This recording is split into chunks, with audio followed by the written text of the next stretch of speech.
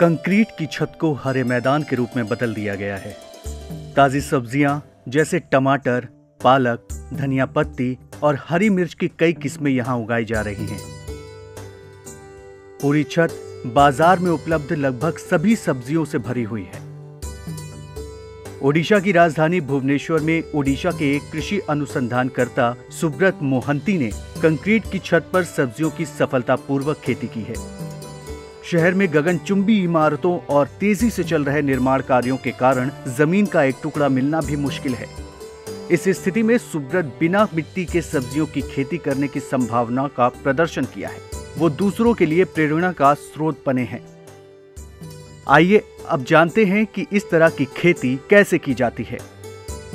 सबसे पहले GI pipe का सेटअप तैयार किया जाता है और उसमें छेद किए जाते हैं। मिट्टी के विकल्प के रूप में कोको गड्ढों में विभिन्न प्रकार के पौधे लगाए जाते हैं। इस प्रकार की खेती को हाइड्रोपोनिक खेती कहा जाता है। ऐसे पौधारोपण के लिए बहुत कम मात्रा में पानी की खपत होती है। उक्त जल में विटामिन मिलाकर खेती की जाती है। सुब्रत का कहना है कि इस तरह की खेती करने के लिए उन्होंने इंटरनेट की मदद ली है। 14 प्रकार पनीपरिया मु आधार चाष करके सक्सेसफुली ग्रो कर सारे।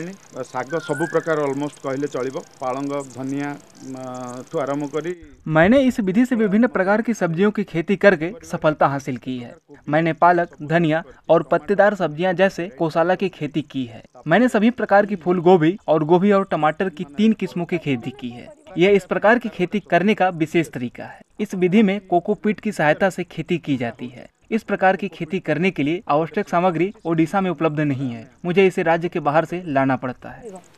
मैडम सब बाहर आसुचे एठी भुवनेश्वर कौन प्रकार ओडिशा रे भी यार अवेलेबिलिटी नाही माने पूरा जीरो कहले चलिबो। मु सब जिंस बाहर मगे की करे। ये चाष करना देखुचु करूचु पानी दोचु सब करचु किंतु नुआ जिंस। इस विधि की खेती सीखने के साथ साथ हम पौधरोपण का भी ध्यान रख रहे हैं। खेती की इस नई विधि को करने में हमें बहुत आनंद मिलता है। खेती बिना मिट्टी के की जाती है। पालक और सेम जैसी कई हरी सब्जियां यहाँ उगाई जाती हैं। इस विधि को सीखने के बाद कई और लोग छत पर सब्जियां उगा रहे हैं। भी करूचंती एठु से आसी एठु देखी जाइकिरी से करूचंती।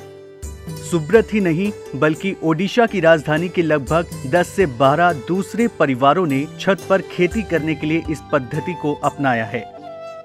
भुवनेश्वर के ये लोग कम लागत में हरी सब्जियों की खेती करने के साथ ही अपने घर की छतों की सुंदरता भी बढ़ा पाए हैं। यहाँ तक कि महिलाओं ने भी ये तरीका अपनाया है और कई प्रकार की सब्जियों की खेती कर रही हैं। इन्हीं में से एक बिदुलता नायक ने इस विधि को अपनाकर सब्जियां उगाने का अपना शौक पूरा किया है।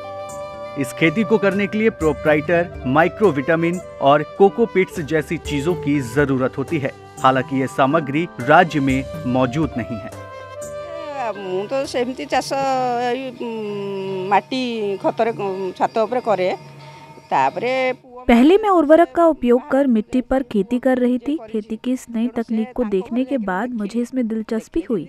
अब मैं इस विधि से खेती कर रही हूँ और अच्छी फसल प्राप्त कर रही हूँ। मु देखली भलो होउची तेणु एटा को करछ नै स्वाद भलो अछि कुछ खराब नहीं।